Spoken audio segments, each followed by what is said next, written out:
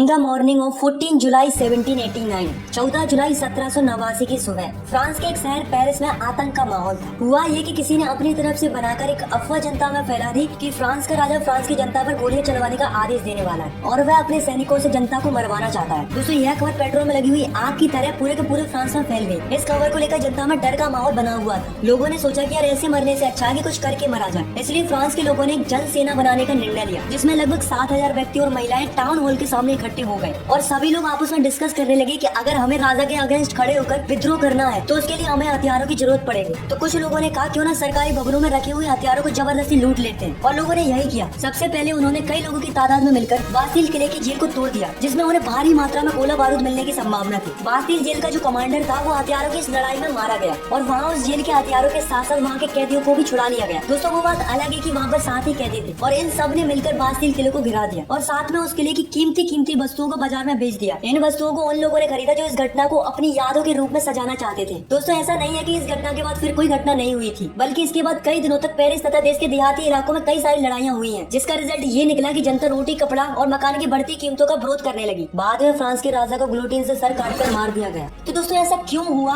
और कैसे हुआ, चलिए जानते हैं इस वीडियो में।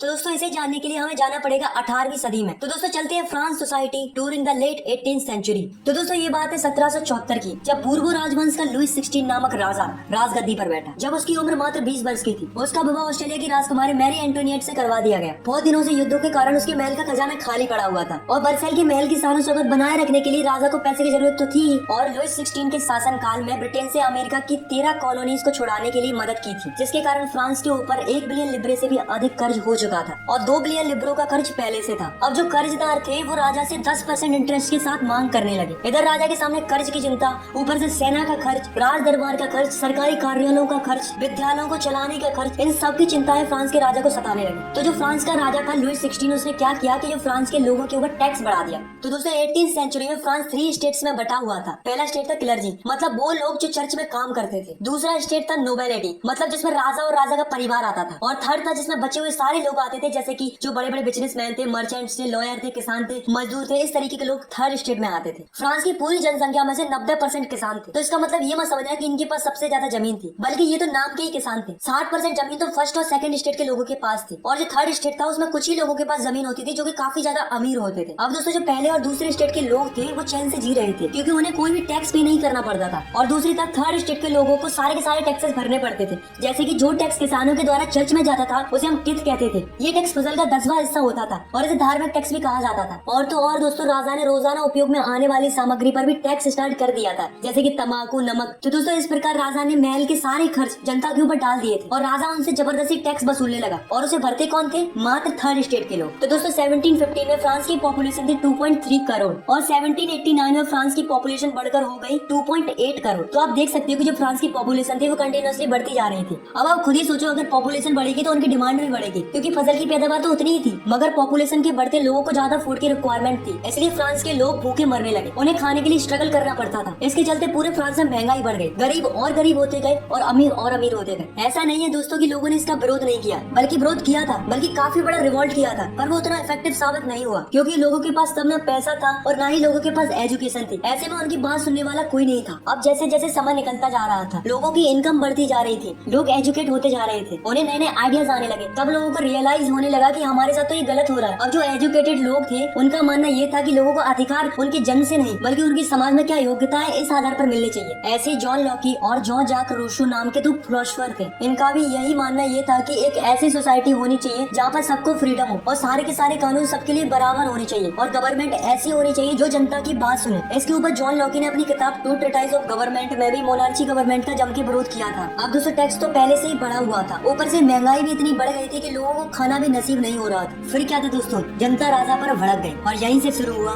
एक रिवॉल्यूशन। तो दोस्तों जैसा कि आप सभी को पता चल ही गया होगा कि लुईस 16 का खजाना खाली हो चुका था, कर्जदारों की मांग बढ़ गई थी और उसको चुकाने के लिए राजा ने जनता पर टैक्स बढ़ा दिए थे। पर क्या आपको पता है कि प्राचीन राजतंत्र के अनुसार कोई भी फ्रांस का राजा अपनी मर्जी से टैक्स नहीं बढ़ा सकता था। इसके लिए उसे स्टेट जनरल की मीटिंग बुलाकर नए टैक्सों के प्रपोजल्स पर मंजूरी लेनी पड़ती थी। तो दोस्तों अब आप सोच रहे होंगे कि स्टेट जनरल क्या होती थी। तो दोस्तों स्टेट जनरल एक ऐसी पॉलिटिकल बॉडी थी जिसमें तीनों स्टेट अपने अपने स्टेट से रिप्रेजेंटेटिव रिप्रेजेंटेटिव भेजते थे, लेकिन केवल राजा ही तय करता था कि ये मीटिंग कब बुलाई जानी चाहिए। तो दोस्तों इसकी लास्ट मीटिंग 1614 में बुलाई गई थी, लेकिन फिर उसके बाद लुईस 16 ने 5 मई 1789 को 9 टैक्स बढ़ाने के लिए मीटिंग बुलाई, जिसमें फर्स्ट और सेकंड स्टेट ने 300 रिप्रेजेंटेटिव भेजे और जो थर्ड स्टेट था उसने 600 रिप्रेजेंटेटिव भेजे। और दोस्तों इस सभा में किसानों तथा कारीगरों को अंदर जाने की परमिशन नहीं थी। तो दोस्तों इन्होंने क्या किया कि 4000 पत्रों में अपनी शिकायतें और मांगे लिखकर असेंबली में भेज दी। लेकिन दोस्तों असेंबली के अकॉर्डिंग हर एक स्टेट को केवल एक एक वोट डालने का ही अधिकार था, पर अब की बार क्या हुआ कि जो थर्ड स्टेट के लोग थे उन्हें ये मंजूर नहीं था, क्योंकि वो चाहते थे कि पूरी की पूरी असेंबली वोटिंग करे, केवल 3 ही वोट पर फैसला नहीं दिया जाना चाहिए। लेकिन जो लुईस 16 था उसे ये प्रस्ताव स्वीकार नहीं था। राजा ने इस थर्ड स्टेट के प्रपोजल को नहीं माना, जिसके कारण क्या हुआ कि जो थर्ड स्टेट के लोग थे वो निराश होकर असेंबली के बाहर चले गए और यही सभी लोग 20 जून को वर्साई के इंडोर टेनिस कोर्ट में जमा हुए। इन सब लोगों ने मिलकर एक डिसीजन लिया कि जब तक हम एक ऐसा कॉन्स्टिट्यूशन नहीं बना लेते जिसमें राजा के पास कम पावर हो, तब तक हम सब लोग मिलकर स्ट्रगल करते रहेंगे और राजा के खिलाफ लड़ते रहेंगे। उन्होंने अपने आप को एक नेशनल असेंबली घोषित कर लिया था। दोस्तों उस असेंबली के 2 लीडर बनाए गए, पहला था मिराबियो और दूसरा था एबेशियस। इन दोनों ने असेंबली को लीड किया। दूसरी तरफ फ्रांस में कड़ाके की ठंड पड़ रही थी, जिसके कारण क्या हुआ कि फ्रांस की जो अधिकतम फसल थी वो मारी गई। लोगों में भुखमरी इतनी बढ़ गई थी कि औरतों ने जबरदस्ती खाने पीने की चीजों को दुकानदारों से छीन लिया। यह देखकर राजा ने सेना को आदेश दे दिया कि तुम शहर में प्रवेश करो। जैसे ही सेना ने शहर में प्रवेश किया तो लोगों में हड़कंप मच गया। फिर क्या था दोस्तों, लोगों की भीड़ ने 14 जुलाई को बासिल के किले पर धावा बोल दिया, क्योंकि गांव-गांव में अफवाह फैल रही थी कि राजा ने किसानों की फसलें बर्बाद करने के लिए बाहर से कुछ लोगों को बुलाया है। अब टैक्सों की आग तो पहले से लगी हुई थी, अब लगी हुई आग पर राजा की अफवाह ने पेट्रोल का काम और कर दिया, जिससे किसानों ने गाँव के सरकारी अन्य भंडारों को लूट लिया और साथ में टैक्सों से संबंधित डॉक्यूमेंट्सों को भी जला दिया। आखिर में विरोधी प्रजा की ताकत का अंदाजा लगाकर राजा ने नेशनल असेंबली को मान्यता दे दी। तो दोस्तों आपको तो पता है कि जो नेशनल असेंबली थी वो क्या चाहती थी कि राजा की पावर लिमिटेड कर दी जाए। तो फाइनली 4 अगस्त 1789 की रात को नेशनल असेंबली ने एक ऑर्डर पास किया, जिसमें फर्स्ट स्टेट के लोगों से कहा गया कि आप चर्च के नाम पर जो जमीन लिए हुए हैं उसे वापस कर दें और जो चर्च में फसल का 10वां हिस्सा टैक्स के रूप में दिया जाता था, यानी कि धार्मिक टैक्स टिथ को बंद कर दिया जाए। जिससे क्या हुआ कि गवर्नमेंट को 2 बिलियन लिब्रो का फायदा हुआ। अब धीरे धीरे नेशनल असेंबली ने 1791 में एक नया कॉन्स्टिट्यूशन तैयार कर लिया, जिसमें राजा की पावरों को लिमिटेड कर दिया था और साथ में गवर्नमेंट को 3 हिस्सों में बांट दिया। First legislative, second executive, third judiciary. पहली वो होती है जो कानून बनाती है, दूसरी वो होती है जो ये देखती है कि जो ये रूल्स बने हैं वो फॉलो हो रहे हैं या नहीं हो रहे हैं, और तीसरी वो होती है अगर कोई रूल्स फॉलो ना करे तो उसे सजा देने का काम कौन करती है? जुडिशरी करती है। अब दोस्तों देखते हैं कि 1791 में जो नया कॉन्स्टिट्यूशन बना था वो कैसा था। तो जो फ्रांस की टोटल पॉपुलेशन थी वो थी 28 मिलियन। उसमें से 4 मिलियन लोग ही ऐसे थे जो वोट डाल सकते थे और जिन्हें फ्रांस के लोग एक्टिव सिटीजन्स कहते थे। इसके अंदर वो लोग आते थे जो कि मेल हो और उनकी उम्र 25 साल से ज्यादा हो और जो गवर्नमेंट का टैक्स भी भरते हो, और 3 मिलियन लोग ऐसे थे जिन्हें फ्रांस में पैसिव सिटीजन्स कहते थे, जो कि वोट नहीं डाल सकते थे, जैसे कि बच्चे, औरतें, और वो लोग आते थे जिनकी उम्र 25 साल से कम हो। अब जो एक्टिव सिटीजन्स थे वो वोट डालकर एक जज चुनते थे और साथ में 50,000 इलेक्टर्स चुनते थे। अब जो 50,000 इलेक्टर्स थे उन्हीं में से 745 मेंबर नेशनल असेंबली के लिए बनते थे और जो 745 मेंबर थे वही राजा पर कंट्रोल रखते थे। अब राजा के पास केवल एक ही पावर थी, वो थी वीटो पावर, जिसका मतलब होता है कि राजा की मर्जी के बगैर कुछ नहीं होगा। और जो नेशनल असेंबली थी वही मंत्रियों का कंट्रोल भी करती थी। तो ये जो कॉन्स्टिट्यूशन बना था इसके अकॉर्डिंग लोगों को कई सारे अधिकार मिले, जैसे कि right to life, freedom of speech, freedom of opinion and equality before law.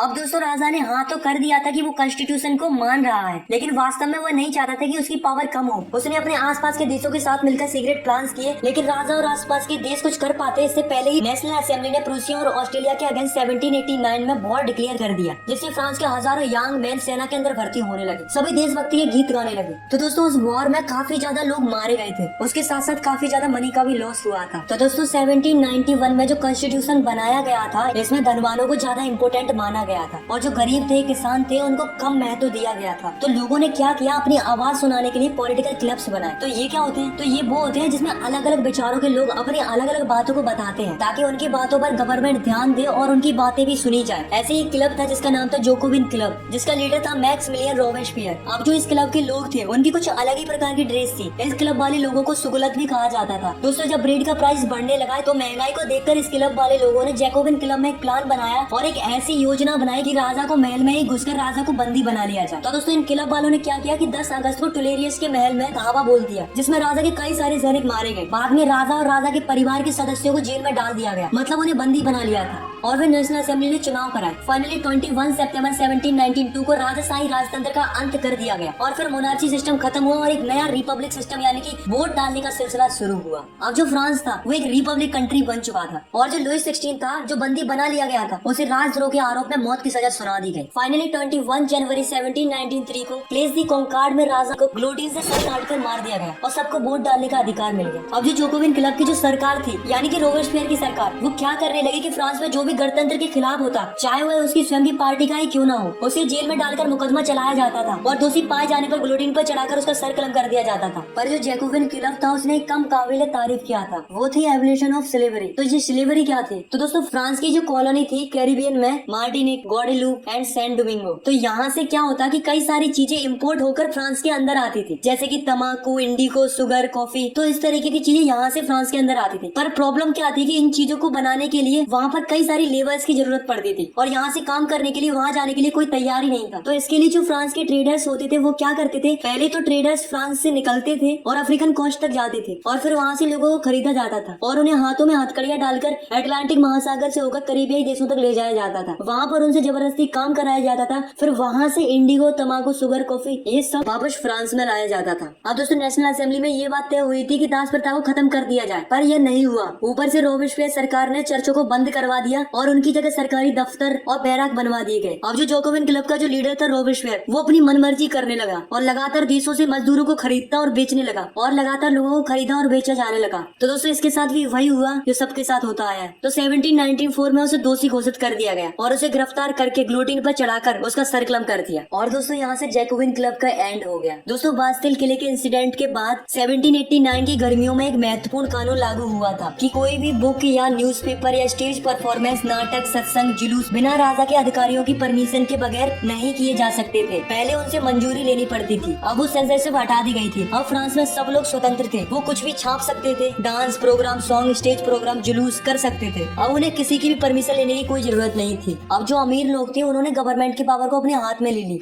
फिर उसके बाद एक नया कॉन्स्टिट्यूशन बना, फिर उसके अनुसार जिसके पास ज्यादा पैसा होगा वही वोट कर सकता था। इस कॉन्स्टिट्यूशन के अकॉर्डिंग 2 लेजिस्लेटिव काउंसिल बनाई गई। इन दोनों काउंसिल का काम था कि 5 मेंबर की बॉडी बनाना, यानी कि एक दूसरे में तकरार होने लगी, जिसका फायदा नेपोलियन बोनापार्ट ने उठाया। 1804 में फ्रांस का एक नया राजा बना जिसका नाम था नेपोलियन बोनापार्ट। नेपोलियन ने पहले तो यूरोप के लिए बहुत कुछ किया तो लोगों को लगा अच्छा है, लेकिन बाद में पता चला कि नेपोलियन तो बहुत ही क्रूअल किंग था। फाइनली 1815 में वाटरलू की लड़ाई में नेपोलियन हार गया। तो दोस्तों अभी क्लास 9 में इतना ही है। अगर आपको ये वीडियो पसंद आई तो यार वीडियो को लाइक करो, चैनल को सब्सक्राइब करो और भी क्लास 9 की वीडियोस आगे देखने के लिए। अगर आपको कुछ भी डाउट है या फिर कुछ भी पूछना है तो आप मुझे नीचे कमेंट कर सकते हो, मैं यहाँ पे कमेंट का रिप्लाई देने की पूरी कोशिश करूंगा। Thanks for watching, take care, bye bye.